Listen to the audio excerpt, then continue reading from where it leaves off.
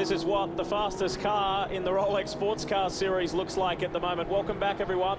The Brumos Porsche 250 continues. This is a Pontiac Riley, however, that belongs to Bob Stallings and his Gainsco crew, and they really have their act together in 2007.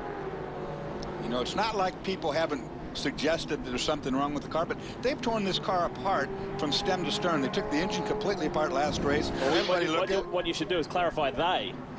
That's true. Grandam at post-race tech pulled the engine down last time, completely down, measured everything. Everything's right. They've taken the gearbox apart. They've taken suspension apart. They've looked at all the parts and pieces, and the car is straight up legal.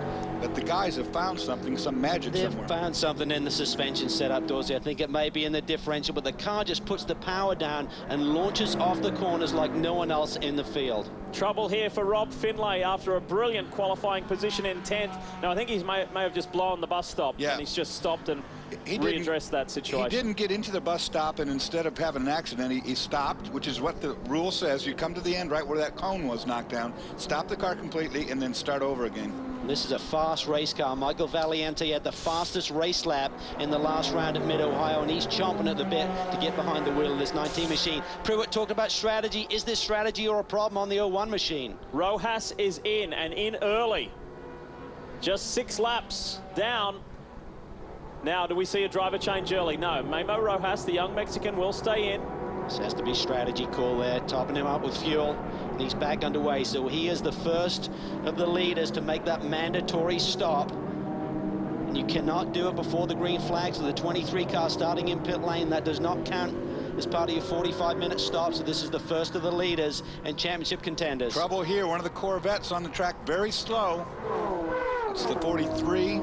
He's up on the banking, but he's barely going quickly enough to stay up there. Joe Nonamaker in the Team Salem Corvette. And again, the countdown clock at the top of your screen, that's not until race end, of course. That's until the close of that first 45 minutes where everybody must be in. Now, that's what happened to Rob Finlay. Yeah, he didn't just blow it, he really backed through it. Yeah. It's obvious it's going to be, here's a better look. Boy, he was offline a little bit to the inside there, too much speed. Calvin, looks like he locked the rear brakes for sure. Yeah, too much rear brake bias there, gotten a little bit deep, and as you turn, and Dorsey just rotates the car around, but shouldn't be any damage to the machine, hopefully, and it'll continue. That was the onboard view from Jorg Bergmeister in the Ruby Tuesday Porsche, and Jorg is doing an outstanding job. He's come from the back of the Daytona prototype field. He is up into 9th already. Chris, what do you have for us?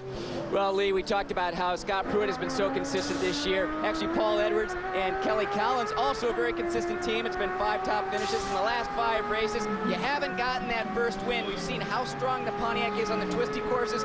Now we're back at Daytona, the long straightaways. Can you beat the Mazda here? You know, the Pontiac GXP is really surprising me. I wasn't looking forward to coming here because, I mean, we qualified 14th here for the 24-hour race and had our work cut out for us. But, you know, we were 3rd quickest in practice today, and Kelly qualified awesome and did 2nd. And we're losing about a half a second a lap right now to the Mazda. But, you know, the Pontiac GXP, we're always known for our consistency, and we're always there at the end of a stint. So, you know, Lally just got in the car too, so that'll be interesting to see what he does with the car. But we're looking pretty darn good. As Paul referenced there, while we were away at our break, Andy Lally got behind the seat of the 66 machine, so they have come in, done their pit stop. Andy Lally's the pro at bringing it from the back. Brian? Sylvain Tremblay, the principal here at Speed Source Mazda and co-driver with Nick Ham. You guys are back. I'm sure if you could get Watkins Glen and Lime Rock to go away, you would. You guys certainly seem to have the speed here. Are you going to have the longevity? Are you going to have enough to make it to the end and get a victory and get back in this championship hunt even more? That's been our only focus. I mean, you know, speed on long runs. That's what got us the lead at the beginning of the season. We got away from that, so we paid the price a little bit. We had a little bit of bad luck. We crashed the car, and you know, now we're back where we need to be. Nick's doing a great job, so we'll see what happens. Well, we're going to see what happens because the full course caution is out, guys. Yeah, you could see Sylvain getting distracted there. The crew firing into action. First full course yellow, and it was due to the 85 Farnbacher Lowes Porsche being off track. That's Ian Boss. Again, as we mentioned, filling in like the chicane, in the shoes for Cruz Porsche. For Lee Keen, here's our race leader in. John Fogarty is Fire in the right front wheel. Well, that's just debris or a little bit of rubber on the brake rotor there. We expect to see everyone in at this point who has not made that mandatory stop yet. So again, just to reiterate, and they've kicked it into gear in the back end there, so problems there for the 99 machine, not a smooth stop. Chris? Lee, the 99 was in Jimmy Johnson, just taking on fuel, stayed behind the wheel. He had a little bit of a problem getting out of the box, the 91 machine, the Lowe's car. But he did get it out in front of the Gainesco machine, so Jimmy Johnson might have taken the lead there. And Darren Law got ahead of Max Pappas. He was pressuring him on track, but they did it in pit lane. Good work from the Brumos gang. On board with Law now. He feels very confident here. These high banks have been friendly to the Porsche. David Donahue said, we struggle a little bit in the heat with a higher revving engine, but he said in the cool of the night, the track should come to us. So these boys looking for that victory have been knocking on the door. David Donahue had a great run going at Mid-Ohio. Unfortunately, ran out of gas in the late going, had to make an extra pit stop. Okay, boys, let's have a look at what happened to the 85 of Ian Boss. There was he's got a tire down. Left Yeah. rear is down. A good call there, Calvin. I saw the skid marks and how deep they were into the asphalt. And I figured something was amiss there. Oh, he cut it right here. He did. Yep, he did. The 72 gets Schwartz into the bar. side, took off the valve stem, and it went down instantly. You could see it. Well, that's what we talked about earlier when they're having that argy-bargy in the opening lap. It's so easy to just whip that valve stem out and cut down a tire. 70, the GT race leading car in, Brian. Nick Ham was in, fuel only, back underway, but he lost some positions there on the stop, guys. Banner 07 being serviced and the Banner 06 on its way in. So it's a busy pit road at the moment. And Kelly Collins released. That looks like Nick Ham a little ways up pit road there, so a comfortable margin still remains. While we're under caution, we'll squeeze in a break. When we come back, go racing. More sports cars on speed. Stick around.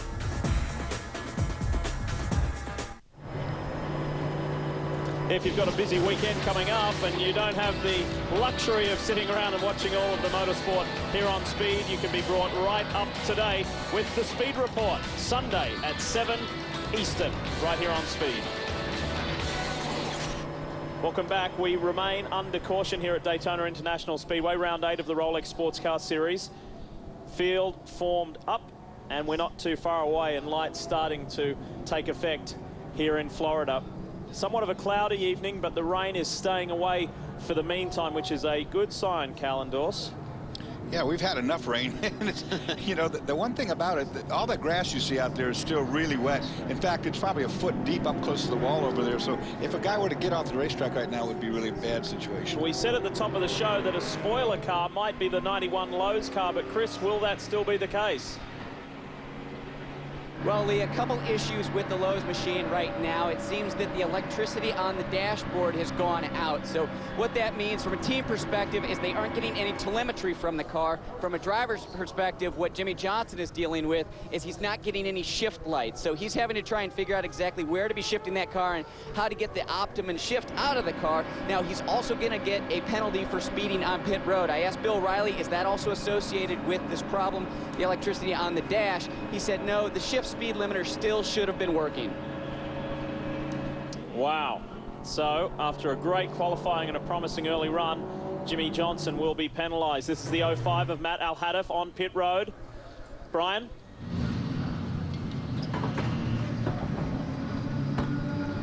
Team struggling this weekend, Lee. The 05 right now, their regular engineer, Rick Mayer, not here. He's at another race event. You already see donuts down the side of the car, but problems are deeper than that. The computer now being plugged in, they're going to do some data acquisition from the engine, try to work on it a little bit, because right now they're getting the rev limiter at the start-finish line and halfway down the back straightaway. They got the wrong fifth gear. We're going to see what they can do about that. But, guys, I'm no engineer, but a laptop's not going to change a gear ratio. Well, on top of that, of course, the one thing you would do is raise the rev limit, which you can do with the laptop, but that's illegal since there's a set rev limit for that engine.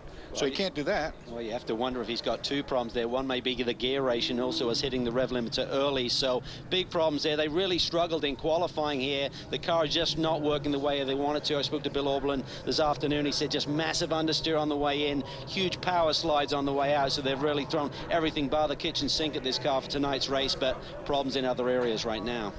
All right, let's squeeze in another quick break so we can take you racing when we come back to Daytona, and it's getting darker by the second. Things are going to get interesting.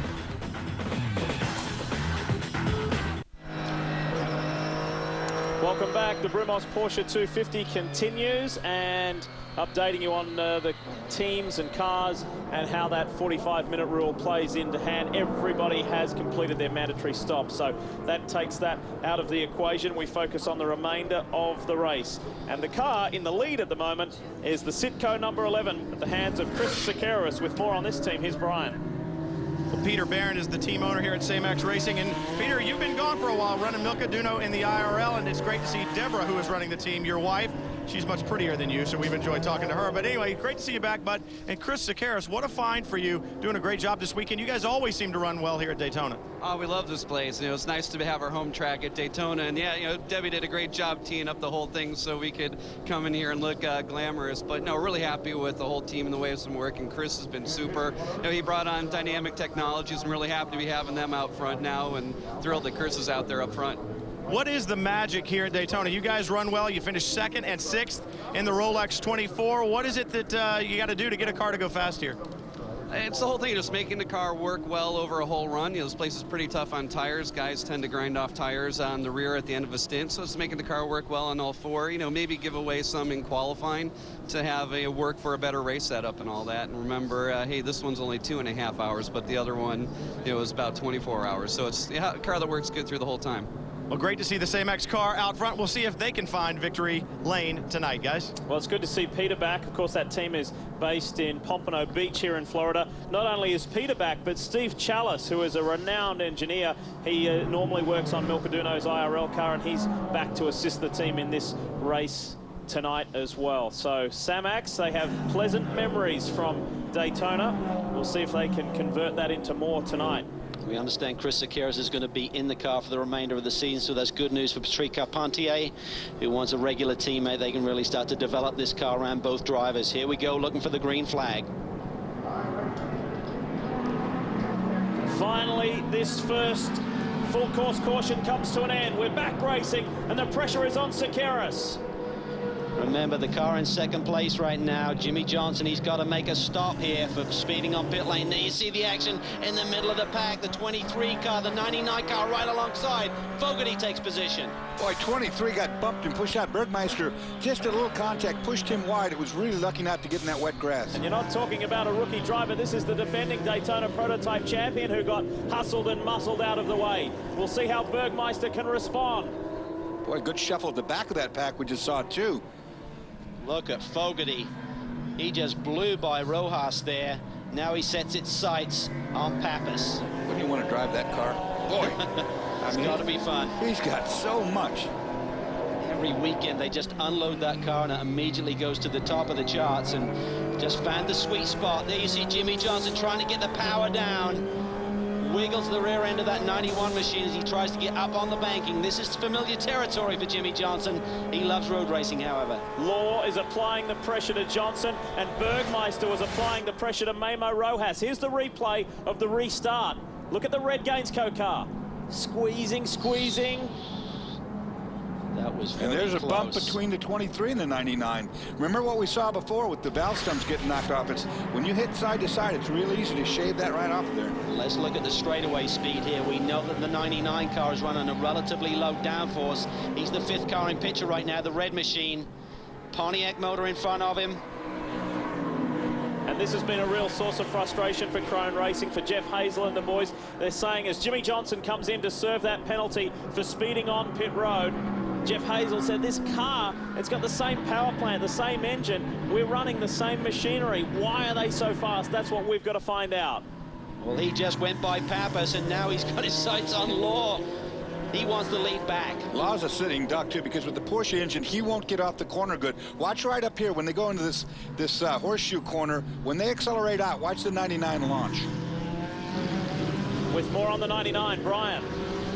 Fogarty flying on a march as you guys watch it on the screen. Now remember, during that full course caution, when everyone came to pit road, the 99 Gainsco team took the opportunity not only to splash it with fuel, but also put new Hoosier tires on it. So he's got 4 fresh tires. I don't know about the guys in front of him, but he is definitely hooked up. Those fresh Hoosiers are part of it, Chris.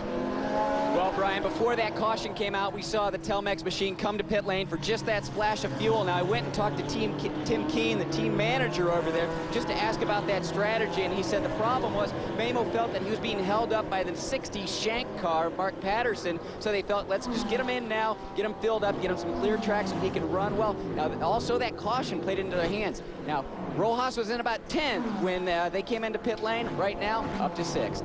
Just updating you on some GT racing as well as we enjoy the Daytona prototypes. Whoa, we've lost the 17, the Doncaster Porsche. Dave Lacey and Greg Wilkins. I think that must be Wilkins behind the wheel. Dave Lacey's pretty tall. He's up in the roof lining of that car typically, so. Just, hey, we've got some big news here. Penalty to the 99. John Fogarty, the Flying Gainsco car, unavoidable contact. Avoidable contact with the 0-1. Well, if that's the action that we saw, Lee, that's a very tough call that the officials have made on him, but they're not really standing for any trading paint. You know, we didn't see the 0-1 off the road, so that's typically when we've seen a penalty of that nature this year, Dorsey, when a car actually spins out. Trading paint, they've said, is okay. Yeah, I agree. I mean, normally when you take a guy around backwards, you get that penalty, but this was just a little roughing up, and it wasn't just the one car the 99 got into. It got in the side of the 23 too, but that was hard racing, and it didn't result in anybody losing any position, so that is a very controversial call in my book. Chris Sakaris for the Sitco Samax team leads this race over John Fogarty, then Darren Law, then Max Pappas and York Bergmeister. That's the top 5. Then Rojas, France, Wilkins, Negri and Angelelli. That's the top 10. Law gets a little wiggly on the exit of that turn. The pressure is coming from Pappas. That car in front, remember, as we just mentioned, must serve a penalty. And that totally changes the complexion of this race and the strategy that Kyle Brannon, the engineer on this Gainsco machine, will have to play out. There's no way if they stop right now, I believe they can get to the finish without more fuel in that car. So, be an interesting call here to see what they do. They've got to keep Fogarty in. They can't do a routine stop here and change drivers under a penalty, so Fogarty will need to stay in the car. No fuel can go in when they serve this penalty, so it's just an extra unneeded pit stop. And the penalty is normally a drive-through penalty. They won't hold him at all, but he's going to have to get off that high-speed banking, slow up, get into the pit lane speed limiter, drive the full length of pit lane, and then resume. It's a huge penalty when you talk about making an extra stop, though. On the Ruby Tuesday scoreboard at the top of your screen, it's GT at the moment, and they're mixing it up nicely. Here comes Fogarty onto the lane. You've got Nick Ham in the Mazda, Kelly Collins in the Pontiac, Lux in the Tafel Porsche, and Nastasi in the Black Forest Mustang. Great spread of manufacturers. Fogarty's in. 45 miles an hour is the speed limit down pit lane, and the other guys are blasting by at about 170, so this will cost you about 40 seconds or so making this trip down pit lane to the rest of the field. Brian? Bob Stallings down here, the rest of the crew shaking their heads. Bob, what's up? Well, we looked at the replay. It looked like it was incidental contact. The 01 car was out on the outside. We got hit from behind. John hit his brakes, and the 01 came down on us. Looked to him like we actually got hit by that car, and they brought us in. You know, sometimes they don't always get them right. I was going to say, typically what we've seen is once a car is hit and spun, you get called for a penalty. Have you guys been called before when you made contact but didn't spin anybody out? I have never, ever seen a call like that one before. I just don't get it. It was a racing incident. He wasn't trying to do some dumb move on the guy. Trying to pass him on the inside. The guy came down on us. Doesn't make any sense to me. Well, I heard Bob Stallings telling the rest of the crew, guys, we've got plenty of time. Let's shake it off and get back out there. But you know, John Fogarty is going to be wound up. The only tire mark I saw in the car, just in front of the right rear wheel. Well, let's have a look at the replay of the restart, just to take another look at it. We've got a car stopped out on track.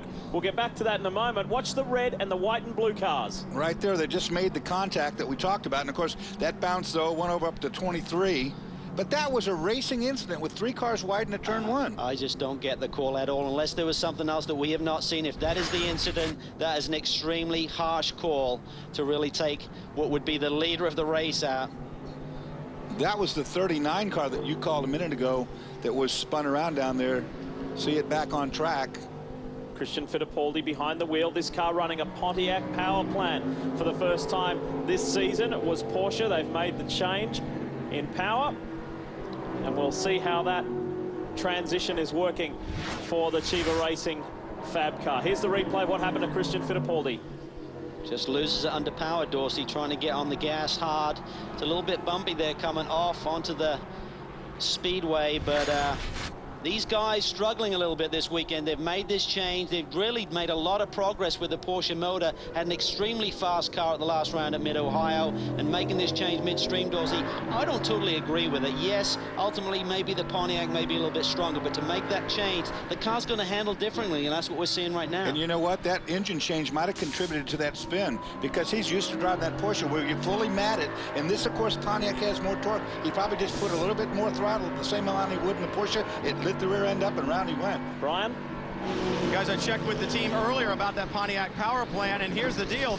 Once it's been in there, they really haven't had a chance to even test it. They ran a couple hours at Putnam Park, really haven't had a chance to put it through its paces, so they don't know the power of it, and they don't know the balance that it's going to change the car. I talked to Paul Hasselgren, the engine builder, and he said the drivability of this Pontiac is very different than the Porsche. In fact, the Porsche may be better drivable down low and have better throttle adjustment, better throttle feel at low RPM. So the driver's going to have to get used to it. The engineers are going to have to get used to that Pontiac lump in the back and the way it affects the handling of that car. Well, this may not be for the lead. In fact, it's 16th position, but this is good, hard racing. Christian Fittipaldi and Jimmy Johnson. You're right with Jimmy. He's looking for an opportunity by, but Christian is playing tough. They had a good wiggle at the last time, Calvin. Looks like he's got it cleanly. Christian's got a half load of grass in the radiator, too. That might be a factor of him having to pit. I don't know yet. So Jimmy Johnson gets that position back. Boy, was that speeding on pit lane costly for the Nextel Cup champion, but he's slowly working his way back.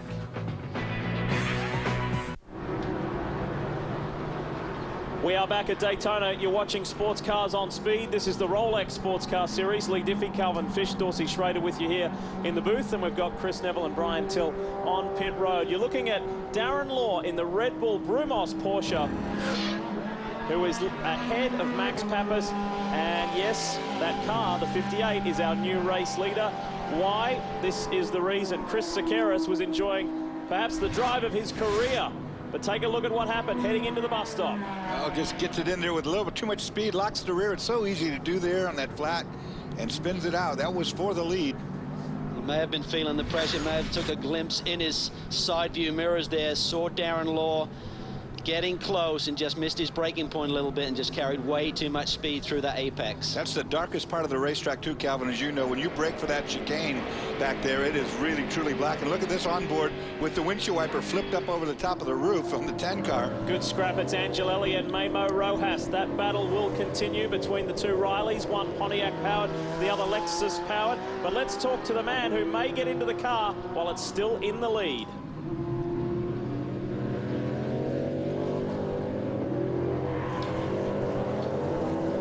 Was talking about David Donahue. We'll try that shortly. We'll get back to that on pit road as we continue this scrap. And Memo Rojas is handling this pressure nicely.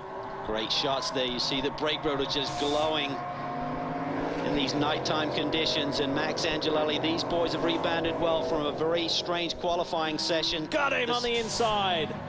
That's the Max the Axe patented move right there. Gotcha. He loves the brake pedal. He knows how to use it at the last possible moment. Had a weird qualifying session. It was abbreviated with a spin by one of the cars. They brought out the red flag. All the cars sat on pit lane. And when Jonathan Cochet, Max's teammate, went to fire up the SunTrust machine, no life. They run a much smaller battery for the qualifying session to save a little bit of weight.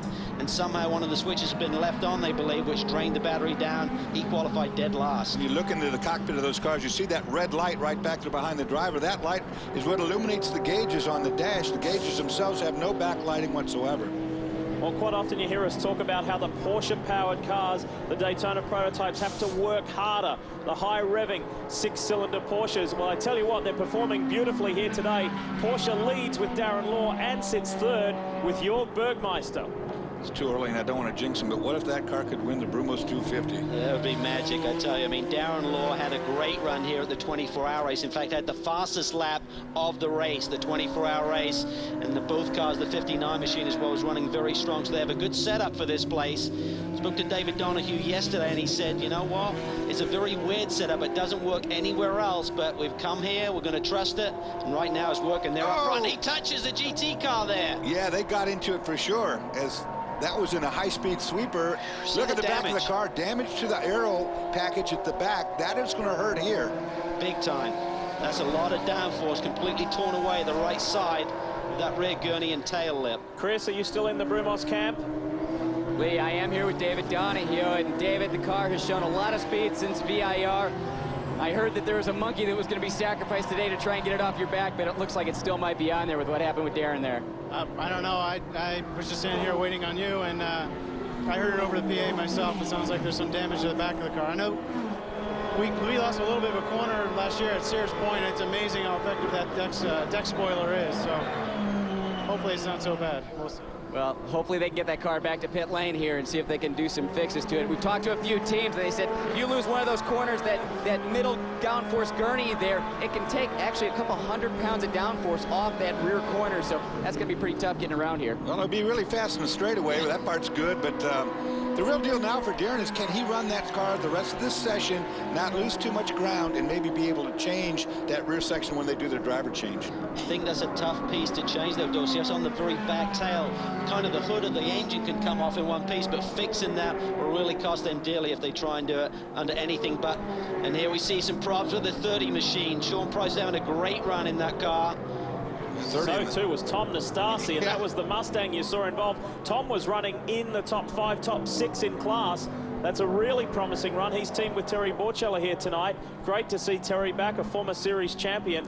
But that's frustration for Nastasi. Let's see if we can unravel what went down. Little skirmish right there. Nastasi bumps the GTO Pontiac and puts it around. Just actually, it's not turns him around there.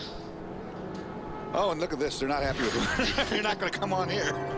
Yeah, Tom just got very late on the brakes there. They've been having a few braking issues. I was down there during the practice session today, and they changed the brake pads during the session. Terry Borchella behind the wheel just said, we've got to change these brakes. It's not stopping correctly, and not sure if he just got caught out there with where Sean got on the brakes, but Tom Nastasi and the whole crew from Black Forest Racing doing a great job with this Mustang. He's shown tremendous speed. They had Alex Tagliani, the Champ Car star in the car earlier this year, and he just went down the road with the setup that they weren't really sure about, a little bit too stiff for what Tom needed in a GT car, so they've changed direction now.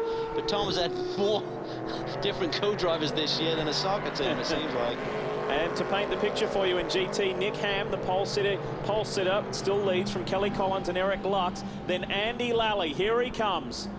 The man who has put in some amazing drives this year, sits 4th in class. Bryce Miller doing a good job in the Farnbacher Lowell's Shoes for Cruise Porsche.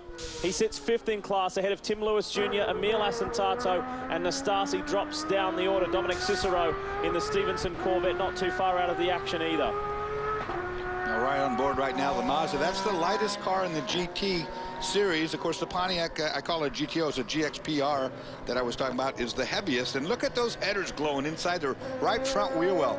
That's the exhaust system. These Mazdas put out tremendous exhaust heat and a lot of noise, too. Great sound, though. I mean, this car really works well, but they lost direction, it seemed, for a couple of races you mentioned in the Open, Dorsey. And right now they're just trying to get back on track. They're still in this championship hunt. Of course, their drivers, Ham and Sylvain Tremblay, got split when they had the accident at Watkins Glen. So it's going to be tough for Nick Ham to really perform at the same level in the championship as his teammate. As the GT gang continue their fight, perhaps the quiet achiever in this race so far is the 10 SunTrust Pontiac Riley, as Law has his hands full trying to arrest the speed of the 58 car. The SunTrust machine is moving well. Let's talk to one of its drivers. Lee Max Angelelli up to 4th right now. Jonathan Cochet qualified that car. And Jonathan, obviously you're a very experienced sports car racer. Nighttime racing is nothing new. But the high banks at Daytona, you've never been here before. Give me your impressions of Daytona International Speedway. Yeah, it was my first time here this morning. When I arrived, I was quite impressed by this circuit. Of course, I knew this circuit because of this famous race, Daytona 24 Hours. I used to do some races in Europe, but this sort of circuit was really impressive for me. I really like it. Very high speed. One of the things you were talking about was visibility on the banking. Hard to see around in front of you. Yeah, it's not that easy. As I told you, we don't have this sort of corner in Europe. So you have to look very far to see the next corner. And when I saw the video of last year, I didn't realize it was that much banking. So it was quite impressive, the first lap I did. So it's really exciting here. Very exciting indeed. Up to 4th right now, and Cochet obviously acquitting himself very well. But guys, you were talking about the aero devices on the 58 being damaged. Interestingly enough, The guys on the 99 Gainsco team don't have that spoiler that hangs out so far on the side. They cut that off so that it's flat with the side of the car. You know why? So if they bump somebody from the side, it doesn't hook on the car and rip it off, just like it has on the 58. I was telling Mike Colucci that earlier in the day, and he said, well, maybe we'll have to cut it off. I bet you they do now. Well, let's take a look at the replay and show you exactly what happened to the Red Bull Brumos Porsche. This is a high-speed turn. He's trying to get over and get a position, and I don't know. I think he thought he had cleared the Corvette when he turned, but it hadn't happened yet, and they made that contact. Here, you'll see it here, and listen.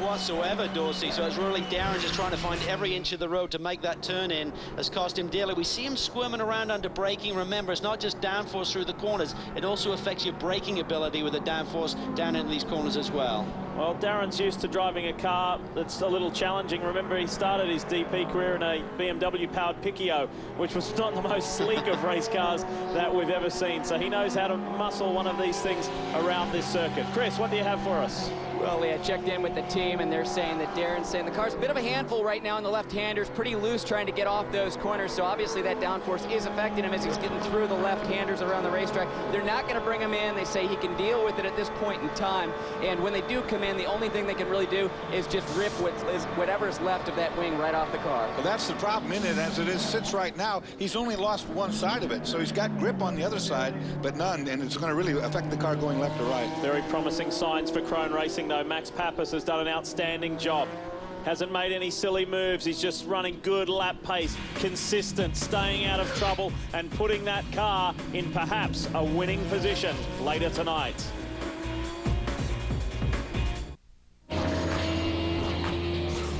Speed's coverage of the Rolex Sports Car Series is brought to you by Ruby Tuesday. Simple, fresh American dining from start to finish. And powered by Pontiac and the 260 horsepower Solstice GXP.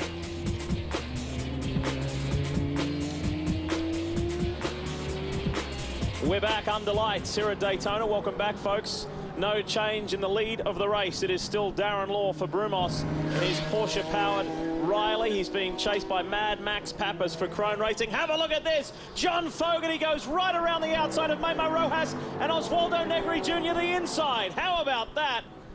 And Fogarty continues to climb the ladder. This is an amazing comeback.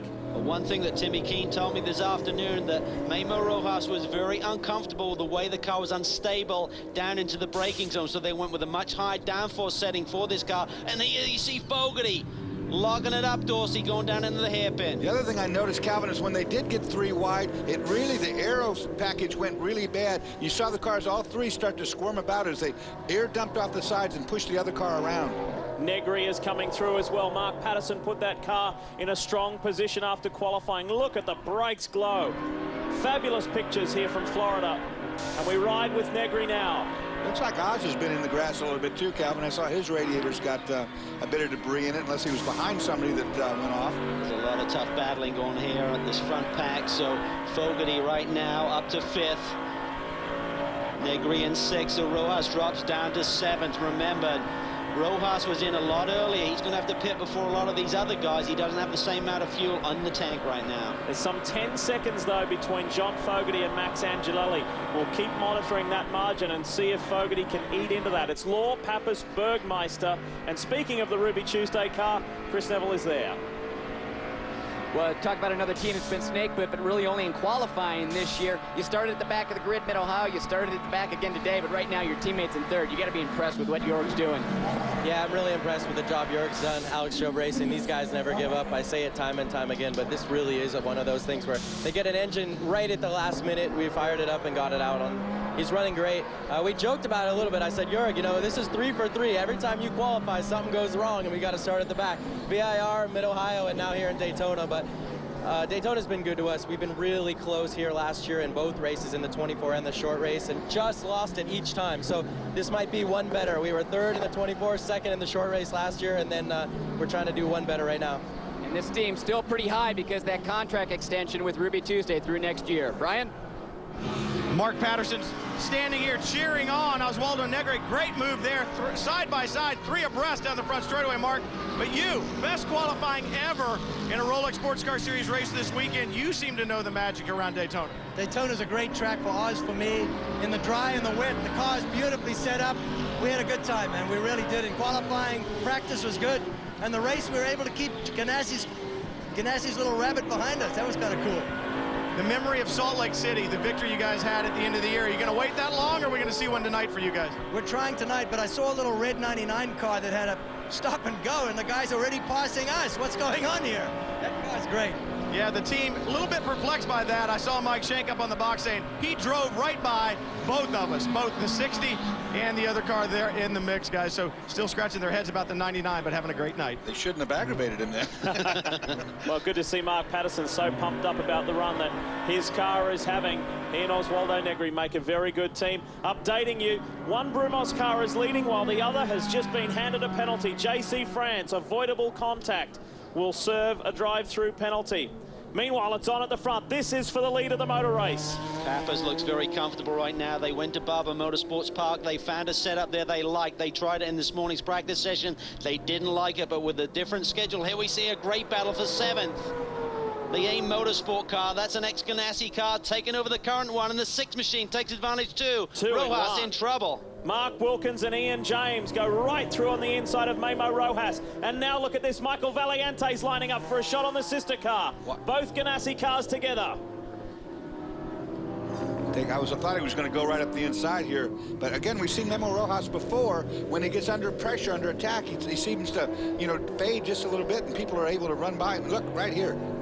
Watch the orange car, watch the orange and black car. Michael Valiente working something, about to put a move on. Here's Mark Wilkins, the young Canadian, ahead of Ian James, then Rojas and Valiente. Better opportunity, Calvin, right up here. Well, this is where Rojas should be good through the infield with the extra downforce. He's going to struggle a bit. Valiente slides to the inside. Easy prey there. Rojas is struggling. He's got to stay calm, though. He can't afford to throw it away. Just keep it on that lead lap. Strategy.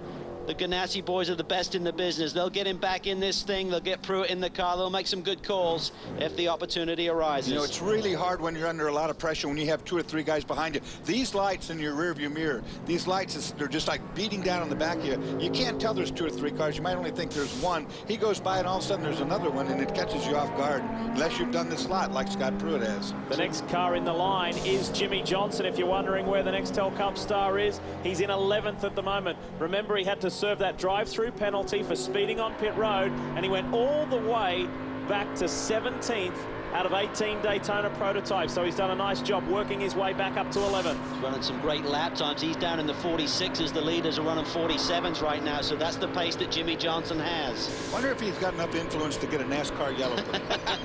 I had to go there, I'm sorry. Here's Jimmy, very, very passionate about this. He loves alternative forms of racing, and almost certainly we will see him back at the Rolex 24 at Daytona next year. So impressive to see guys like he, Tony Stewart and the likes come in and just really take to this road racing. And I think what impressed me more than anything, Dorsey, was how he performed in the wet conditions that we saw at the 24-hour race. He was running with the best in the business and doing a great job. Oh, and look at here, we had a crash in the Stasi's involved, or at least one of the Salen's cars. Definitely the Mustang is back involved with this. Black Forest Mustang. Tom Nastasi is still behind the wheel, and it's the 42. It's the Joe Salen machine.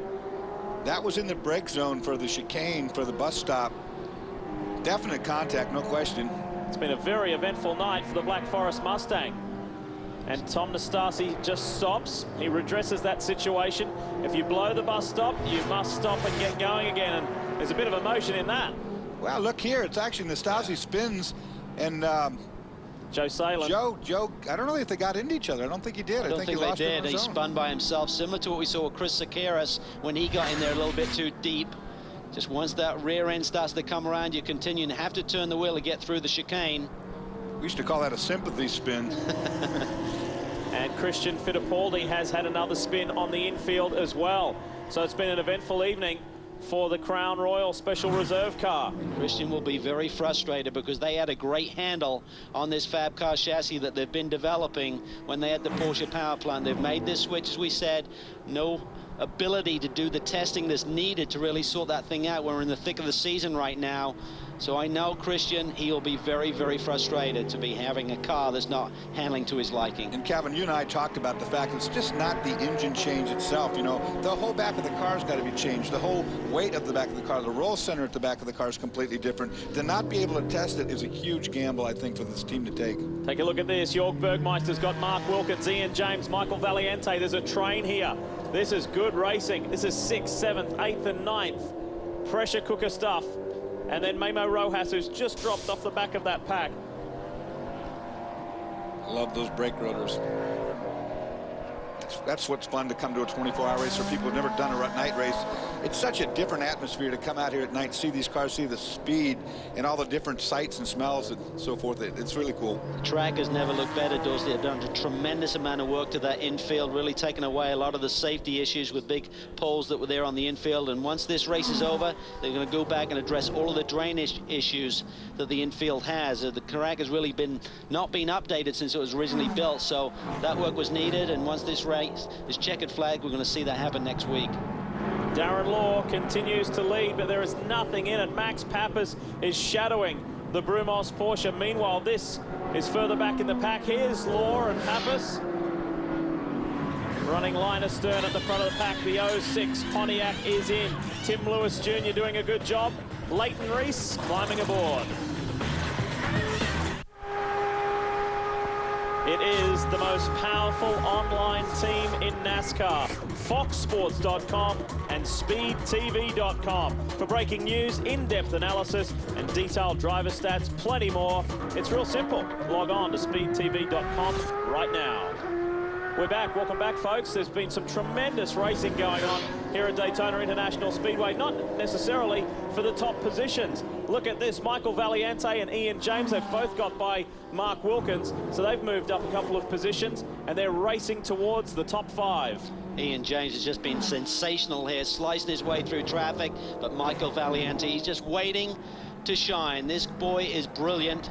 And I think that we're going to see a lot more great results from him and Rob Finley this year. He really has a lot of speed. He showed it at Mid-Ohio.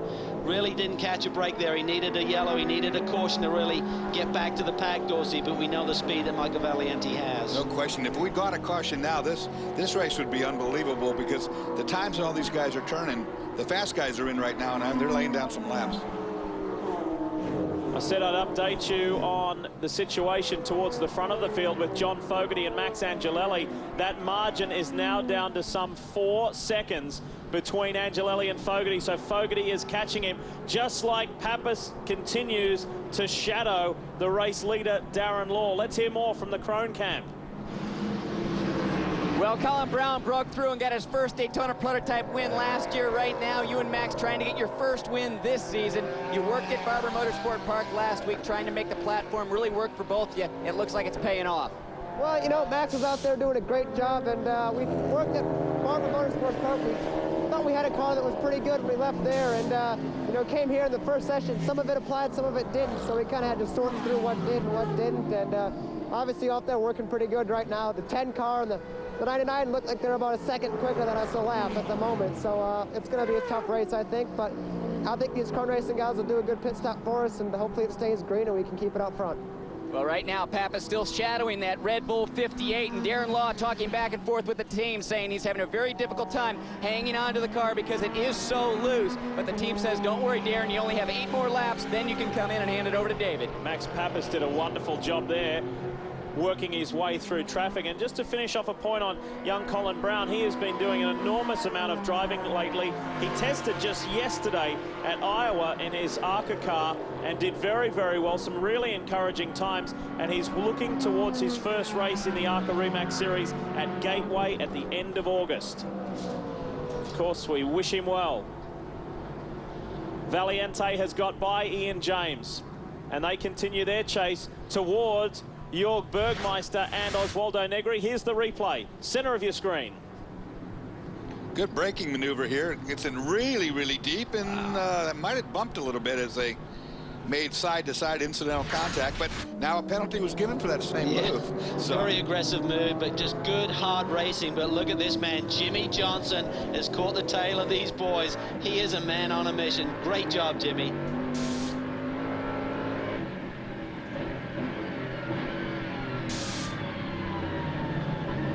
Always said that he wants to get better and better and better at his road racing. A motocross kid in his younger days, went to the off-road racing before coming to NASCAR.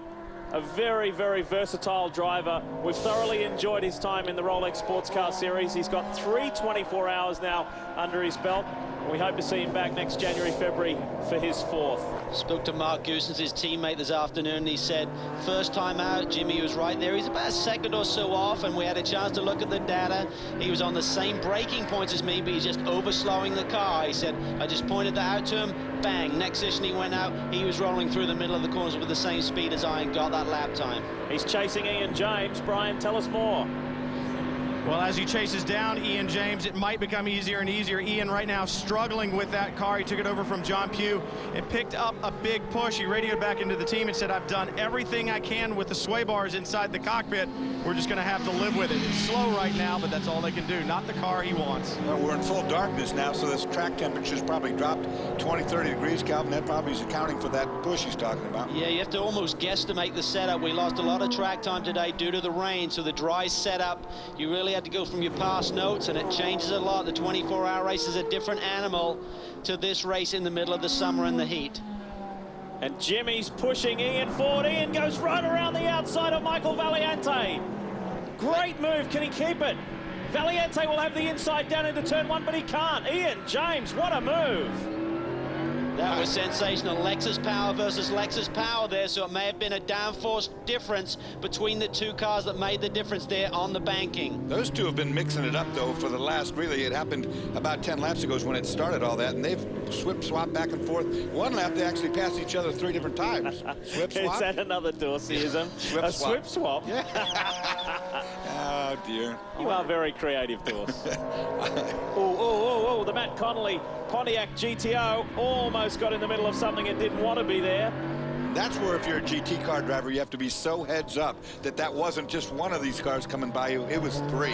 Hal Pruitt stayed wide enough to allow the 3 Daytona prototypes through. Nick Ham, incidentally, still leads GT over Kelly Collins. There's a 3.7 second gap there, and Bryce Miller for Farnbacher Lowes runs 3rd at the moment, ahead of Dominic Cicero in the Stevenson Corvette. Good work there. As these 3 continue, Darren Law is still our race leader in the Red Bull Brumos Porsche, and this is the Brumos Porsche 250. Can they go all the way? This is what it's like to be the race leader in round 8 of the Rolex Sports Car Series. Under lights here at Daytona. We're back with Darren Law, and he has a rear view mirror full of Max Pappas and that 75 Chrome Racing Pontiac. And here all of a sudden is Angelelli. Angelelli is right with them, so the battle of 2 now becomes 3, and not too many charitable moves going on here. However, that wasn't the case yesterday at Camp Boggy Creek, the official charity of the Grand American Road Racing Association. Camp Boggy Creek is a week-long adventure for children who have chronic or life-threatening illnesses. Located 45 minutes southwest of Daytona Beach, the mission of Boggy Creek is to give these kids the week of their lives with activities that are memorable, fun, empowering, physically safe, and medically sound. Ew, go back in the water now. Go back in the... I hit it! Yesterday, part of the Grandam family paid a visit to this unique facility. Following a tour and some words of wisdom from the Boggy Creek staff, the group got down to some business of the day, Bert and Brian Frizzell's mini golf tournament, which benefited the camp. There were some good shots,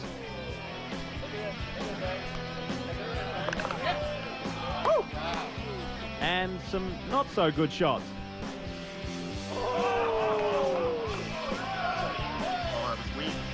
But fun was had by all in the name of a good cause.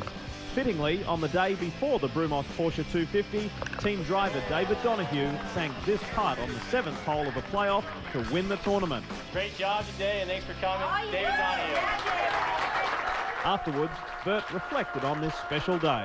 Last year was the first year we had about 5-6 people come out, and you know, it was a neat start. But to be here today and see about 40 golfers take the course and know that we did a good job of raising money, got the full sponsored, and can't thank the Grand Am community enough. I mean, it's such a good community of people, and I knew once we kind of got the word out, more people would be involved, and I hope next year we do the same thing and bring even more back. Calvin, do you want to explain what I just saw there? I did miss that one, but I was trying to let Lee back in the game. Lee, would you like to say who beat who? Yes, you beat me by 1 stroke. But was it a sign with David Donahue winning? And look at this, the Sitco Samax car is being retired. So we heard gearbox issues on this car. It's lost one of its gears, and oh, in the meantime, look at the front. Well, as we watch this, Brian, update us.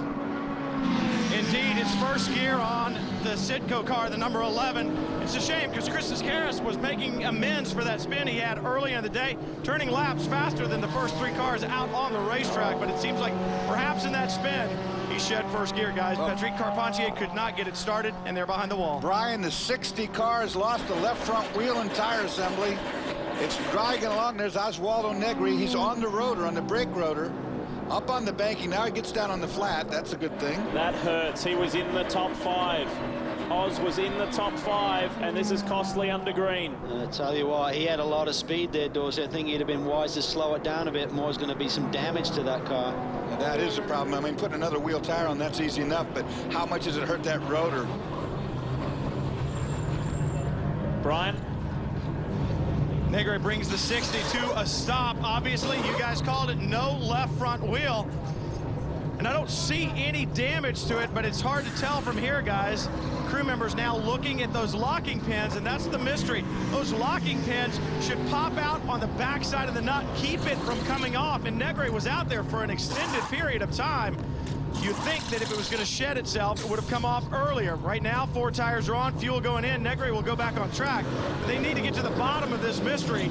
If there's a problem with those locking pins, it could happen again. They made an aero change at the back, too. They added some downforce at the back wing. But let's take a look what happened, Oswaldo. This is very strange for a wheel to stay on that long.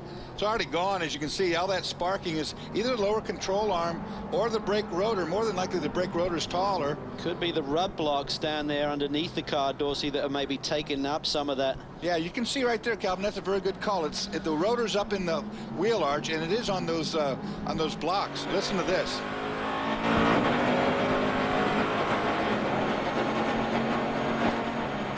There it went.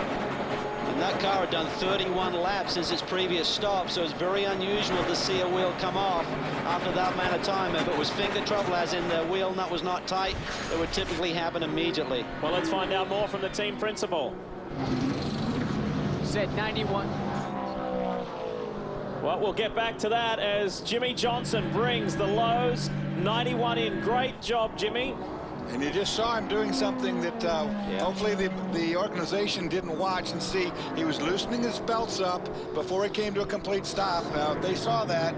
Well, that's a new rule, Dorsey, that has been implemented since the 24-hour race. You're not allowed to do that. We saw an incident at Laguna Seca where someone actually nosed it in the tire wall coming down in pit lane and their belts were loose. So the officials have said you have to be having the belts tight until you get all the way to your pit box. So Jimmy Johnson hasn't been around for a few rounds here. It would have been up to the team to really give him all of the information needed on how you make a pit stop. So we'll have to see what the call is. And that's what you and I used to do when we came in for a pit stop. We always used to come onto pit lane, start getting out of your belts, getting things ready to get the other driver in. This is a new rule. I'm sure Jimmy hasn't been made aware of it. Now we're just going to have to see if it comes under reprimand.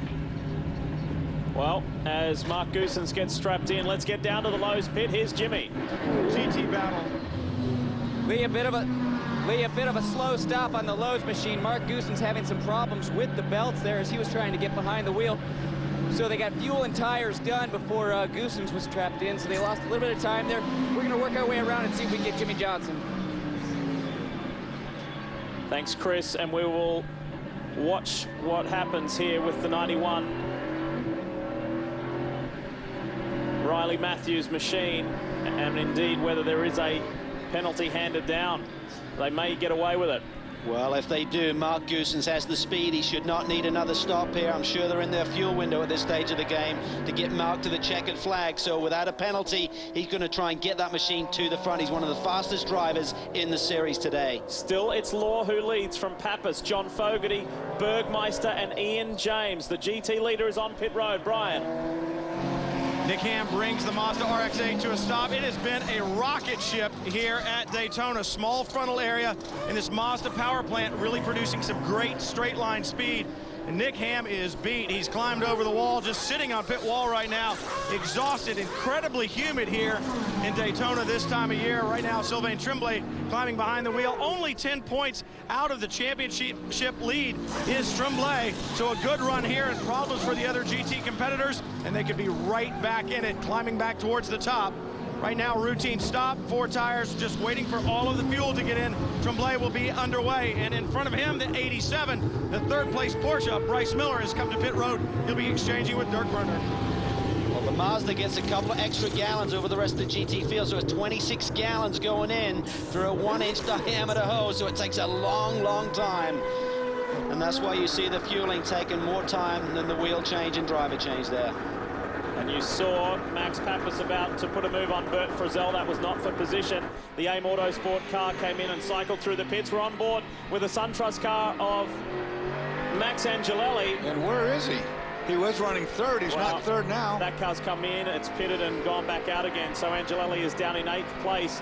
It's Law, Pappas, Fogarty, Bergmeister, James, Valiente, Lewis, Angelelli, then Christian Fittipaldi and Oswaldo Negri in the top 10. And remember, this car here, 99, had to serve a penalty for avoidable contact, and the Sitco is back on pit road. Maybe they've got that gearbox issue sorted.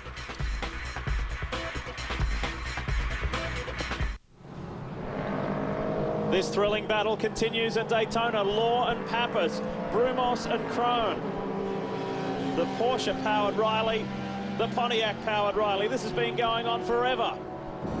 We expect these boys to be pitting here shortly. We've seen some of the other leaders pit.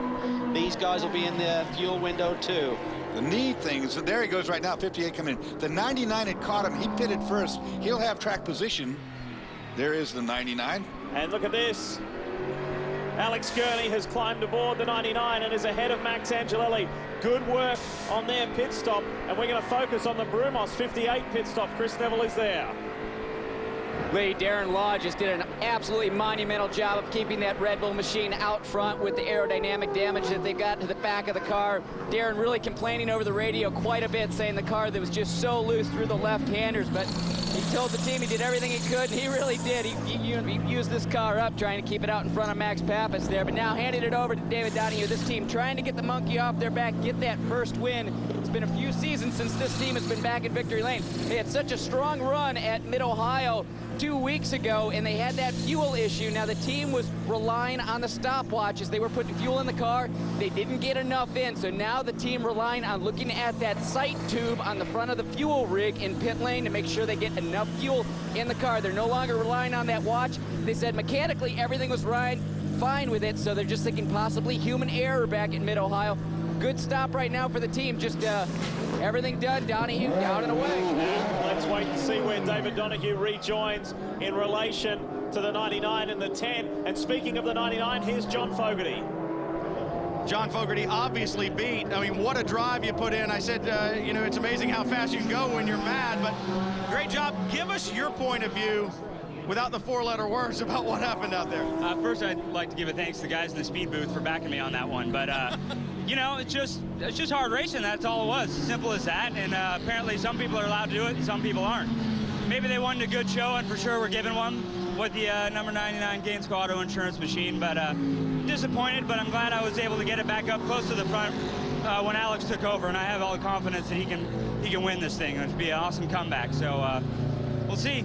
Well, we certainly found out how fast the 99 car would go. Any damage at all to the car? No, I mean, I barely touched anybody. It was just rubbing, it's just racing. So wasn't bouncing off people, so the car's good to go. And it's definitely quick, so we're looking forward to it. They're gonna see if they can find another victory. Chris. Brian, Max Pappas didn't get a lead long, but the thing is they have the lead right now. If they can do a great pit stop here and get Colin Brown out in front of all the other cars on the racetrack. Looks like they got hit by quite a big piece of debris on the windshield. There's quite a big hole there, actually, in that windscreen, so something big must have hit them up on the tri-oval. The team finishing up tires and fuel right now. Looks like everything is going well with this pit stop.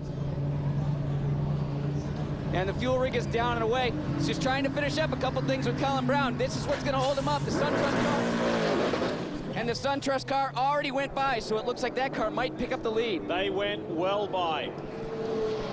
The 99 has already flown by, and it is down into the International Horseshoe already. Driver change here. Bergmeister out. Pat Long climbs aboard the Ruby Tuesday machine. The other thing we need to know is that Gurney and Angelelli leapt around Donahue and in that pit stop exchange. So looked like there was a slight delay on the 58 machine at the very end of the stop. The air jack wasn't released. Precious seconds there cost them track position. Surprisingly, I didn't see anything done at the aero at the back of that car either. They might have been able to take off the Gurney on the other side and try to balance it a little bit better. As John Fogarty said, this could make for a remarkable story, a remarkable comeback from the 99 Gainsco Insurance car as Pat Long is released in the Ruby Tuesday Porsche. That hole through the windscreen, Calvin, is something I've not seen on these current day windscreens. I haven't seen a hole go through one of those before like we used to with the glass. No, that's very unusual indeed. So he's going to have to deal with that. But these boys have done a tremendous job as well, starting the race from pit lane. They look like they're on board for at least a top 5 here tonight. One of the stories of the day, isn't it? People making their way through the field, coming back in this class field. We'll give you the amended order when we come back.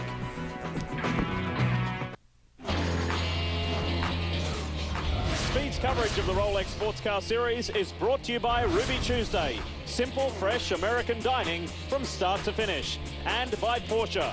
Porsche, there is no substitute. Welcome back, folks. We have a new race leader. Familiar sight in 2007, isn't it? The Gainsco Insurance Bob Stallings machine with Alex Gurney behind the wheel. 3 victories this season. Could tonight be 4? Their year started in the most promising fashion with this man setting a blistering pole position time at the Rolex 24 here at Daytona. And then now they have worked their way back after a penalty for avoidable contact when John Fogarty was at the wheel. You heard Dorsey's thoughts, Calvin's thoughts, and the driver John Fogarty's thoughts.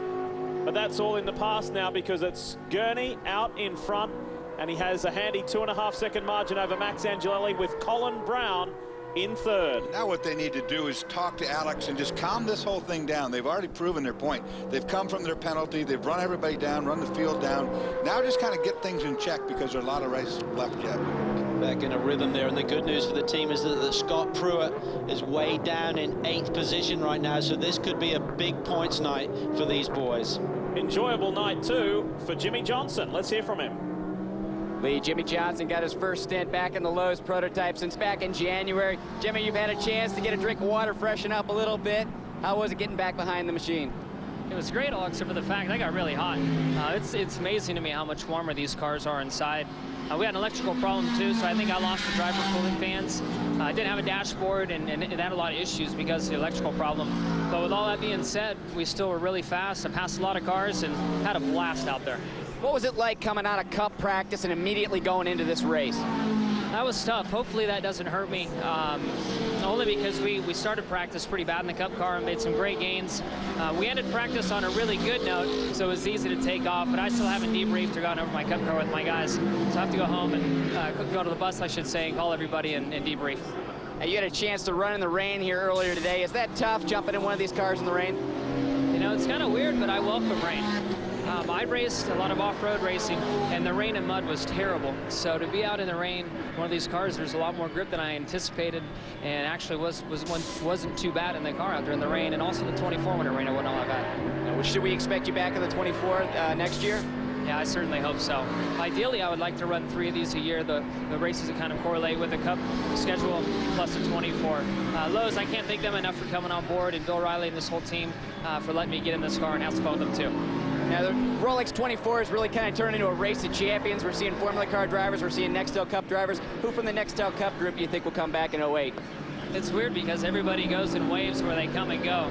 I personally would like to be a regular fixture, but I still think you'll see a lot of guys coming next year. I went back and told everybody how much fun I had, so I think you'll see a big wave come. Well, it's great to see you back, Jimmy, and thanks for your time. And that fun certainly rubbed off on Jeff Gordon, didn't we, where we saw Jeff compete earlier this year and had a super time. Meanwhile, we've got a new leader in GT. It's Andy Lally. Who'd have thought? This guy is on fire. Unbelievable. He last pitted on lap 24, though, so I got a feeling that Andy may need some fuel here to get to the checkered flag tonight. But Kevin Buckler and the boys have played some brilliant strategy this year to get them 3 victories in the last 4 events, and Andy Lally is really on the march in the championship chase. Boy, if he needs fuel, you'd think they'd want to do it relatively quick. They've got to be in their window. We've only got 20 laps in the race to go. Of course, they'd like to see a caution, wouldn't they? Talking with RJ Valentine today, and he said, can you believe this at my age? He said, I'm teamed with this guy, this hot shoe, Andy Lally, who I believe in so much and I thoroughly enjoy driving with. He said, I can't believe I'm in this position with Andy at this stage in my life, and we may have a shot at this championship. That's the SunTrust Pontiac Riley of Max Angelelli, 3.2 seconds in arrears of Alex Gurney. Then it's Brown, Donahue, and Ian James for Mike Shank Racing is in the 5. From 0 to 360 in 8 days. Watch as actor, model, and car enthusiast Tyson Beckford and award-winning import car designer Lucky J fine-tune a car from bumper to bumper in only 8 days. It's fine-tuned and it premieres next Thursday at 9 p.m. Eastern right here on Speed. We're back and we ride with Patrick Long and the Ruby Tuesday Porsche. Just listen to this car humming along, and Patrick trying to claw his way up. And it's appropriate we're on board with this car because it's time for this week's Ruby Tuesday's Recipe for Success. Well, back when I went to school, one thing I really didn't care for was homework. I didn't see the need for it at the time. However, homework is this weekend's recipe for success. When Grand Am comes down to Daytona here in 4th of July, they share with the big brothers from NASCAR. And that means it's down to a one-day show. 2 practice sessions, 1 qualifying, then they race. But what happens if in the qualifying session something goes wrong? You could lose that hour easily. You could, in fact, come into the race with no data whatsoever. And data is homework. Well, Daytona is unique for the stock cars and for the Grand American cars in the fact that in the summer, it's so hot and the track has so little grip that it's a completely different setup than what you run in the wintertime here. It's always a bit of a problem going someplace when you're used to spending 3 days of testing. You just spend, you have 2 hours to run it. And this weekend we've changed from a Porsche engine to a Pontiac, so we got a lot of balls coming at us in all sorts of direction. Unfortunately, from January, we've got a number of changes that are different on the car. We only had the 07 engine for the 24-hour race. We've now got the 07 package on the car, which is a different brake package. On top of that, the Porsche had 75 pounds of weight added, and in addition to that, we've had a restrictor put on the car. So to a degree, we're flying a little bit blind with the disadvantage of a one-day event here. So we had to really look at our data on a number of tracks and come up with a setting that we think hopefully will work for us. We're a team under pressure.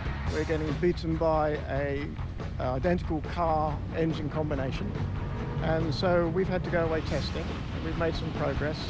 And with the pressure we're under, we wouldn't run today setups that have previously worked at Daytona. We're looking for something extra from our testing, and we'll work with that.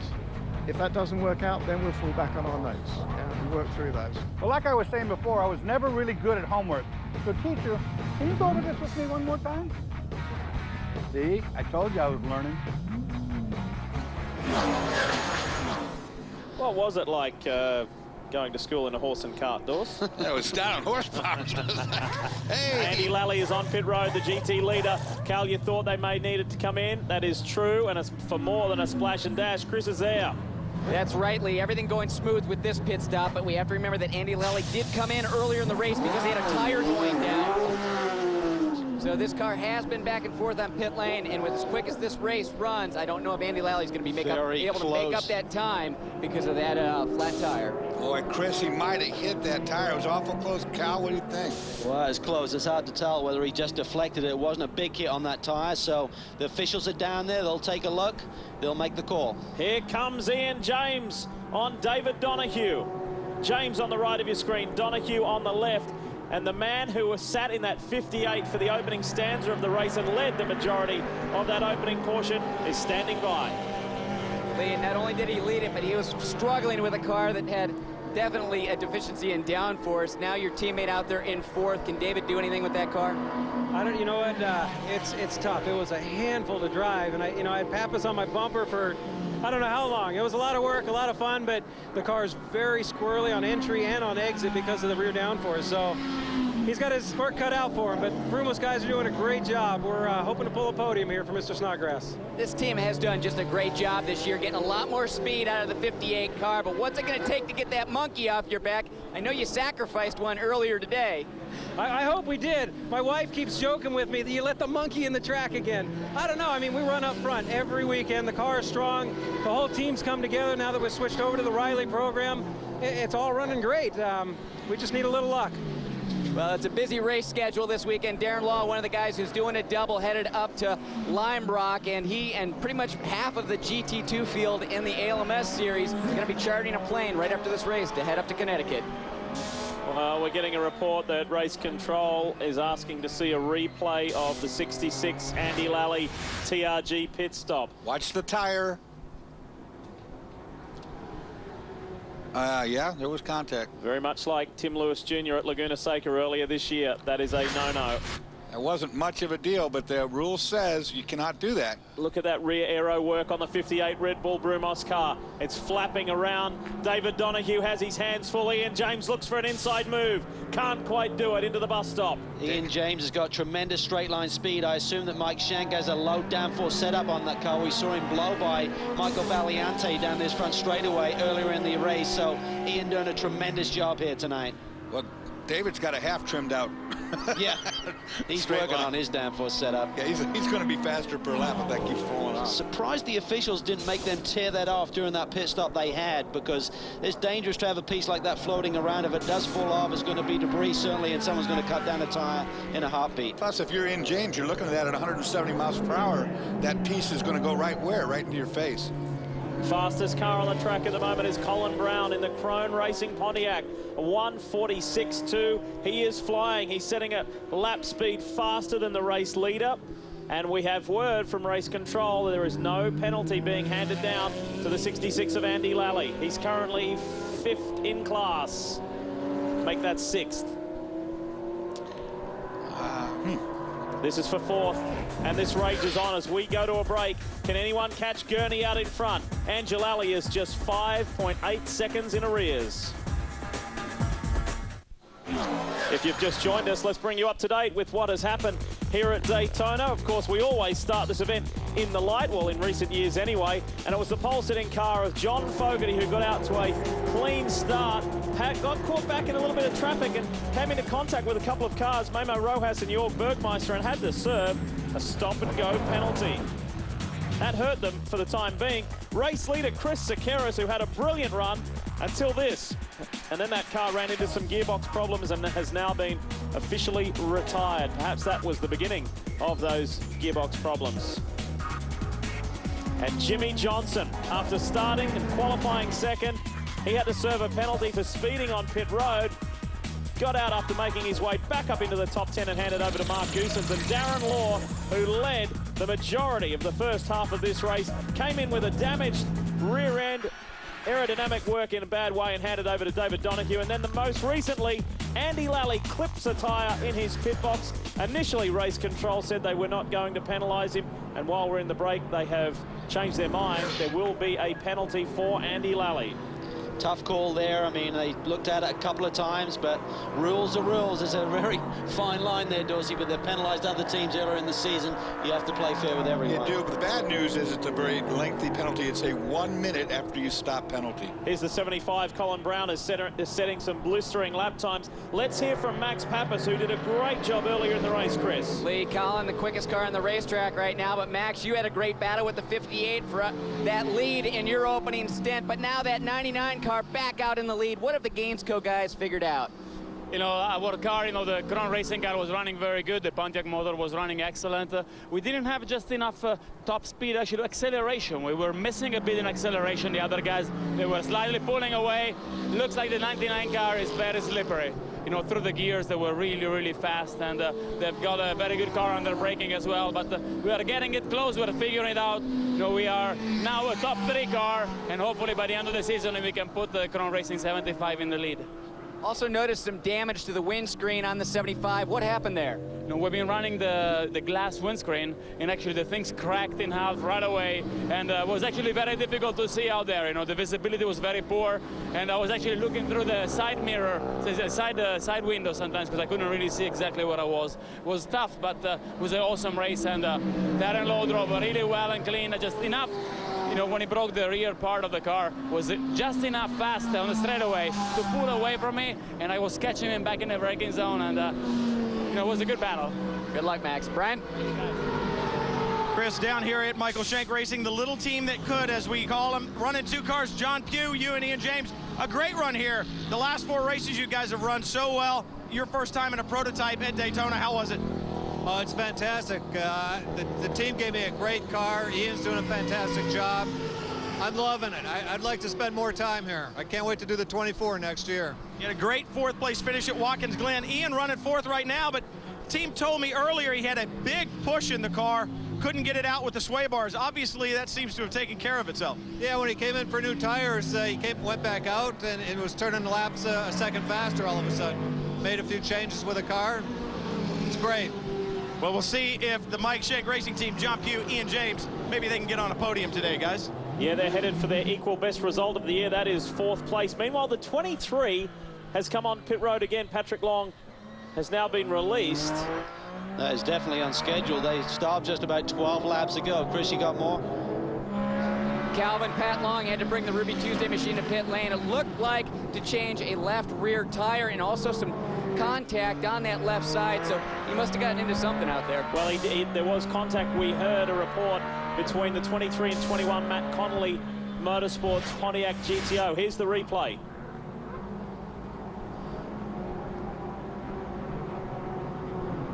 Going down into turn 6, and there it was. Pat obviously thought he was clear, Dorsey, but that GT car was still down on the inside, or we assume it was still that Pontiac down on the inside. It was definitely a GT because you could see the yellow headlights that the GT cars run inside of his fender there, but that was a pretty good hit right on the door there. Guess who is coming to? Points leader and former champion Scott Pruitt is hauling the mail. He is coming. He's just outside the top 5. It's time to run fast, run hard with Pink's All Out. It's the gutsiest show on television, and it's back. Pink's All Out. On Thursday, it's not for the pink slip. They're chasing the green. $10,000 in cold, hard cash. That's Pink's All Out. Premieres Thursday at 8 right here on Speed. Let's talk GT for a moment. We're back at Daytona, and you're looking at the battle for the lead. Sylvain Tremblay chasing down the 07 Pontiac for Banner Racing. Paul Edwards is leading that class, and here's his co-driver, Kelly Collins. Kelly, you guys trying to break through, get that first win of the season. So, dude, you think you can do it? I'm just thinking maybe if we switch up and we get another pit reporter, maybe we can pull it off. I'm thinking you're the bad luck. Right now, the Mazda has the measure on us in the straight line. We're just crossing our fingers, man. We're doing as hard as we can. The Pratt & Miller guys did a great job setting the car up, but we didn't have it this morning. We got it now. We qualified second, but we just, if you look right now, it's close, man. It's very, very close. So hopefully the Banner Racing team's going to pull through. Paul's doing a great job. He's got his mirrors full of the Mazda. You know, we'll take what we can get. Well, it looked like they were going to break through, get that win at Mid-Ohio, but they had that slipping clutch that really hurt them on the restarts. Brian? Well, down here, Nick Ham watching as they streak by the finish line that time. It's close, man. Where's the measure? Where are you guys going to get him? On the straightaway. If he can get a good run out of the bus stop chicane, and then should be able to draft him to the start finish. Hopefully it'll be the last lap. Make it exciting. You got a big smile on your face, but you were beat when you got out of the car. I saw you sit down on the wall. You're still sweating. I've never been so hot in a race car. I was slowing down a little bit at the end because I just felt like I had to pace myself. But we got within our fuel window, so we're in pretty good shape. But it was hot in there. Well, it's definitely hot now. Competition really heating up in GT. We'll see if Tremblay can make it 3 wins and steal it from the 07, the Pontiac guys. Certainly looks like they've got the advantage. Look at Sylvain come as we duck off to a quick break. When we come back, we'll take you all the way to the checkered flag. And we say thanks to our friends at Porsche, because with their help, we are going all the way to the checkered flag with no more commercial interruptions. The Brumos Porsche 250 continues, and the dominance continues from Bob Stallings, Gainsco Auto Insurance, Pontiac Riley. It has almost a 6-second lead over Alex Gurney, and then it's win number 4. This is the battle in GT while we're away. Sylvain Tremblay did get Paul Edwards, and he's doing his best to stay with him, but this mighty little Mazda is fast in a straight line. Take a look at the pass here, and I was about to say, it's really hard at a place like Daytona to win a race when the other car that you're racing is 10 miles or 15 miles an hour quicker than you are on the straightaway. And that Mazda's got a good 10 mile an hour, I'd say. Nick Ham called it, didn't he? Here we go again, we're on board. Watch the SunTrust machine to the outside. Very close there, but Nick Ham knew that this Mazda had great straightaway speed. He just needed to be in position to take advantage of it. And how do you defend against something like that on a high-banked oval? Oh, no. That's Paul Edwards right now that's missed. Did he miss the bus stop? Did he miss the bus stop? But he didn't stop if he did. We may have caught it late, may have already stopped and getting back up to speed. Well, the rule is, of course, you have to come to a complete stop, so hopefully we didn't catch it, and he was just rejoining up from stopping. We'll know shortly. It's your old mate, James Weaver, who's responsible for that rule. Yeah, it was old James Weaver, who just kind of didn't make the turn and said, well, I'll still go on. Here's what happened with Paul Edwards. Look to the left. Full lock up, and no, he's not going to stop. Now, he did Yes. Wait. Yeah. He did he's good. He had a 30-plus second advantage over Dirk Werner, and that has now been reduced to 9 seconds. But he's done it right, hasn't he? I mean, he knows he can't make the corner. He gets himself under control, gets his braking done, brings it to a stop here, waits for traffic, then lights it up, gets on that road. So it's still Sylvain Tremblay over Paul Edwards, but then Werner now is a lot closer than what he was. And then Wolf Hensler is 4th, and Leighton Rees is 5th at the moment, ahead of Dominic Cicero. That's how it sits in GT land. And that's key in the championship, Lee, of course. All those boys tied at the top. And we talked about that, Calvin, back there. That braking zone for the bus stop is the darkest area on the racetrack. It's really easy to misjudge your braking back there. You don't have a good, clear picture of it. It's so hard to make yourself stop. You want to slow down, you think, I've messed it up, I just want to get back underway, and to actually come to a complete stop is really hard to do. But you have to do that. You can't gain position. But at times, when we talk about James Weaver, he found that you just do that, you slow down a little bit, you gain a couple of seconds on your lap time. So the official said, no more of that. You got to come to a complete stop. And it's one of those corners that you never feel like you've done it properly. I mean, even when you get through it okay, you think, well, I left a little bit more on the table. I could have done better than that. As Dorsey mentioned at the top of the show, folks, there was times of frustration for the Florida-based Speed Source organization. It was starting to slide downhill at Mazda Raceway Laguna Seca with a 7th. Then at Lime Rock, it blew out to an 11th. And then at the Glen, a frightening accident when Sylvain Tremblay was behind the wheel saw 22nd place next to their name, and they came back mightily at Mid-Ohio with a fine podium in 2nd place. So they are back in a big, big way. And this team just keeps on getting stronger and stronger. Talking Daytona prototypes, talking race leader, talking Alex Gurney. 7.7 seconds out in front. And they have never been on a podium and not stood on anything else but the top step. Don't worry about seconds and thirds. They just get wins. It's absolutely amazing, you know, after that penalty, for a team to be able to do this, to come back and basically rub your nose in it, you know, just come back and just storm back to the front and then run away from the field. Graham, you've got to hand it to the engineer Carl Brandon. He looked at this racetrack and they've been running high downforce setup, but the way they've been able to slice through traffic is they've had great straightaway speed. That's got them to the front easily. It's easy to make that pass down those long straightaways than it is through the infield. And you know what's scary for the competition? Talking to those guys this morning, they said they thought here at Daytona this would be their weak race for the rest of the year. Very, very good result for this team. For Wayne Taylor Racing and the SunTrust boys, Max Angelelli, Jonathan Cochet, this will bring Angelelli closer to Scott Pruitt, because Pruitt is mired down in 6th place. Great comeback from Scotty, but look at this. That would be how tight it is at the end of this round. This is round 8. It's a 14-round championship. Plenty of time, plenty of racing left for those guys to apply the pressure to Pruitt. And Angelelli, I mean, he's right there. He could win this championship being right 4 points back. He could. Wayne Taylor said today, right now we're fighting Scott Pruitt for the championship. We know the 99 car is coming, but right now we're all about taking points out of the championship leaders, which is exactly what they're doing. But as that points gap narrows down to that 99 machine, they're going to be right there. This is a big day for those boys if they can hang on. Well, while we were enjoying this Daytona prototype action, the 06 Banner Racing Pontiac came in. Chris, did you get a look at that? What went down? Yeah, Leighton Reese had to come to pit lane. They just came up a little bit short on their fuel, so Leighton had to bring it in, just get a few seconds of fuel in the car. This is the team that broke through and grabbed that first win for the GXP-R. Now, a lot of teams out here complaining about the heat, or a lot of drivers getting out of the car saying how hot it is because of the humidity out here. Leighton, in fact, just radioed to his team, guys, this thing's like riding a paint shaker that's inside a furnace. It's so bad. Leighton's always been the one. He comes up with some good ones. There's going to be some beautiful still photography images from tonight with these glowing rotors into the turns. Your wife said you're not allowed to spend any more money on art, Lee.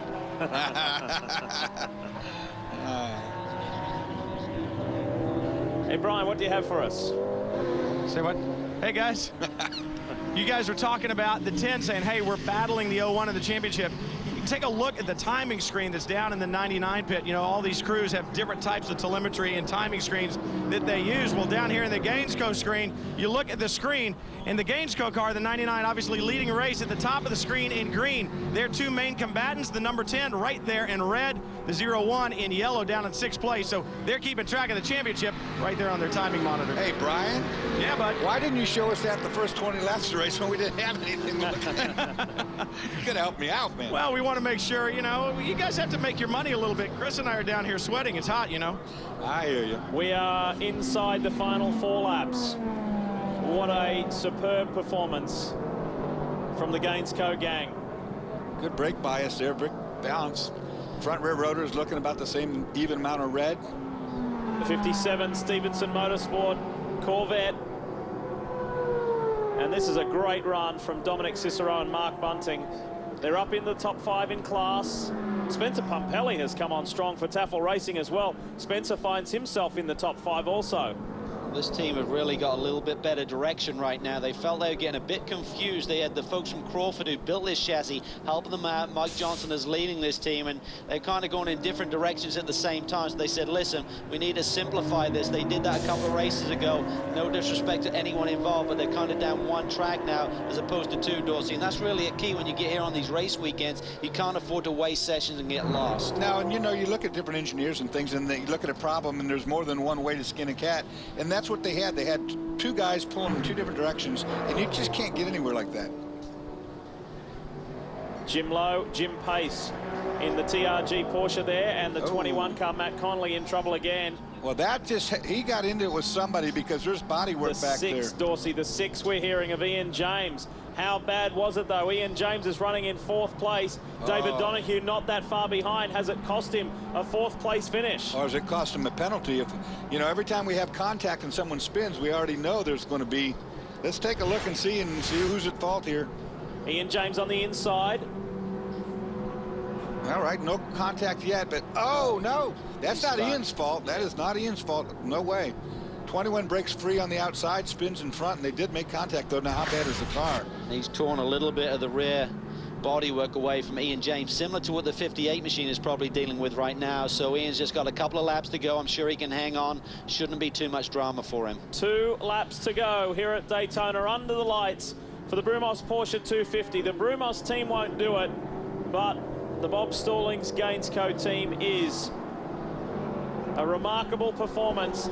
Angelelli is second, Brown is third, Ian James maintains fourth over David Donahue, then Pruitt, Oswaldo Negri, Valiente, Goosens has worked his way back up into ninth, and Dominic Cicero, we were just saying what a great job the Stevenson team has done, and this car's stationary. Yeah, he's pulled off around the end. He tried to get into a safe area. We don't know, something's broken on that car, but he's done the right things as a driver, get it off the course. And helps Leighton Reese and Tim Lewis Jr. in the championship race. That elevates them one position higher. White flag waiting for Alex Gurney. These boys are getting used to winning. We started the season with 5 different winners in as many races, and these guys became the first multiple winner with 2. Then at Mid-Ohio, they made it 3. They're on their way to making it 4 wins in season 2007, 3 of them in succession. And that will be in one more journey around the Daytona circuit. She was waving that white flag like a checker. Did you see that? Pretty vigorous there, Lee. Nice call today. 60 Mike Shankar rides high. That's with Oswaldo Negri in 7th. We go on board our GT class leading car, Sylvain Tremblay. Boy, does this go down well. Not only it's a home race here in Florida, but in the chase for this championship. They won at Homestead on home soil, and they're doing it again here today right now, but a great battle. That's the 06 is actually, you know, well, Leighton could make it difficult for Sylvain to get by, but Paul Edwards is some 12 seconds back. So well, that's, of course, not for position, but, you know, that the intent has been shown, isn't it? He's going to try to help out his 07 teammate if he can, but I don't think on one lap that's going to work. I also think Sylvain was being very cautious when he got up to that car. Yeah, he had a nice buffer. He has the experience. They're looking for their 3rd victory of the year, and the 07, well, I think they're going to assume the championship lead tonight, but they still haven't won a race, and I know that's going to be really grinding hard at Paul Edwards and Kelly Collins. And it's possible the car could win the championship without winning a race to keep consistent. Pontiac will celebrate again. This will be Pontiac's 5th win in 8 races in season 2007. What a dominant performance. And these guys, quite simply, just have their act together. It took them to their 3rd season before they experienced victory at Mexico City earlier this year, but they are pumped. Gurney and Fogarty do it again at Daytona. Well, that is certainly some sugar. That's some sweet for what happened to them at the Rolex 24 at Daytona. After setting the pole, there was an early accident that took them out of the running. They finished 22nd, but here tonight, they finish on top. And team principal Bob Stallings thrilled with his boys. And what a great team effort. And Sylvain Tremblay and Nick Ham will get their 3rd victory for this year and be back in the championship chase. And you can tell, Kevin, he played it smart. You see up ahead, Leighton Reese, he didn't want any part of that action. He's got enough in hand. That's right, just playing it clean, keeping it cool, bringing it home. They're going to be back in this championship chase as well. They're going to tighten it up at the front. Sylvain Tremblay, I'm sure he's disappointed that he's split on points now with Nick Ham after the accident at Watkins Glen where Nick never got behind the wheel. He scored 0 points. And Sylvain picked up a handful that day. For David Haskell, who steers this team strategically, there'll be a big smile on his face down on pit road.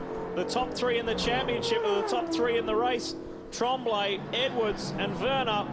And Sylvain brings the Speed Source Mazda to the line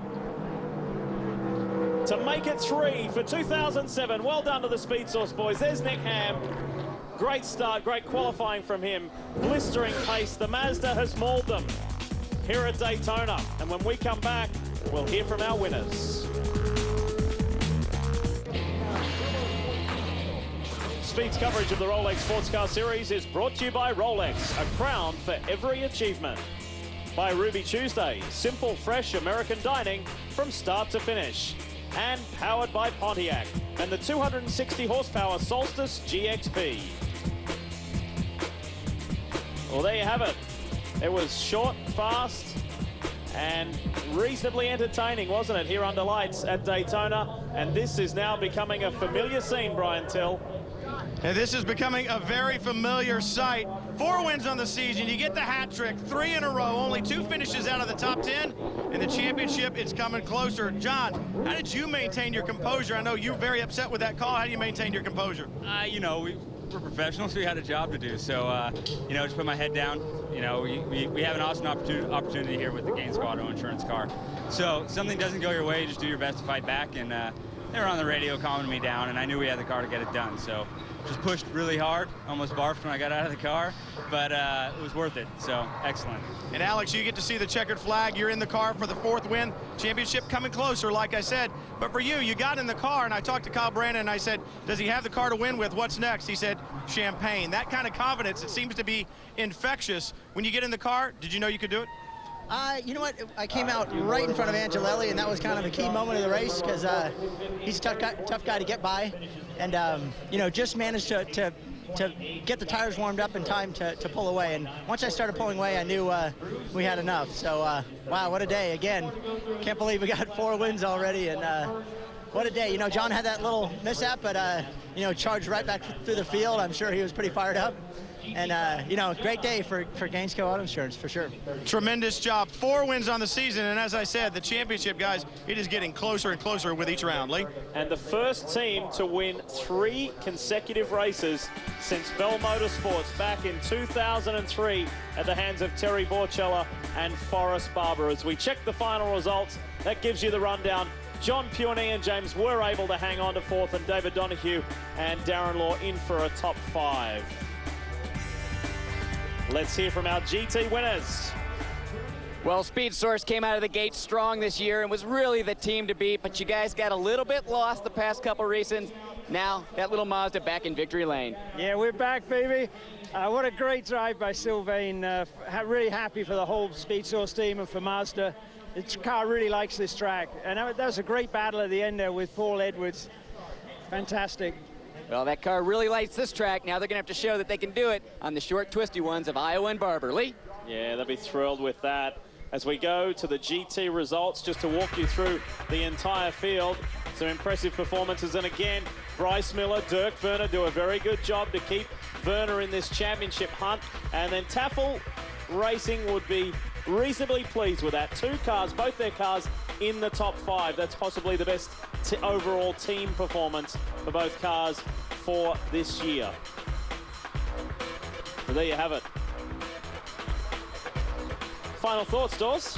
Well, I think Alex Gurney said it best right there. You know, I think the key point was getting that team, getting him out in front of the 10, because he's right about one thing. He would have had to fight with Max Angelelli a long time before he got by. Getting by on the pit stop like that gave him free sailing. Cal, I'll get your final thoughts in a moment, because we need to take a quick sneak at the points, because it is close. As we mentioned earlier, just a 4-point advantage to Scott Pruitt. Now he is hanging on just, and that was a good comeback drive tonight to finish 6th in the Telmex car, but it is nice and close, isn't it? It really is, and the confidence factor with that Gainesville team is huge. Brian brought out, Kyle Brand said we're going to be drinking champagne in a short while. The drivers have the feeling in the car they can go out and get it done every weekend. And GT, that battle is magnificent. The next round of the Rolex Sports Car Series is at Iowa next weekend. And we look forward to that. This championship, both championships, Daytona Prototype GT, are well and truly alive. Glad you could be with us for the Brumos Porsche 250. We'll see you from Iowa next weekend.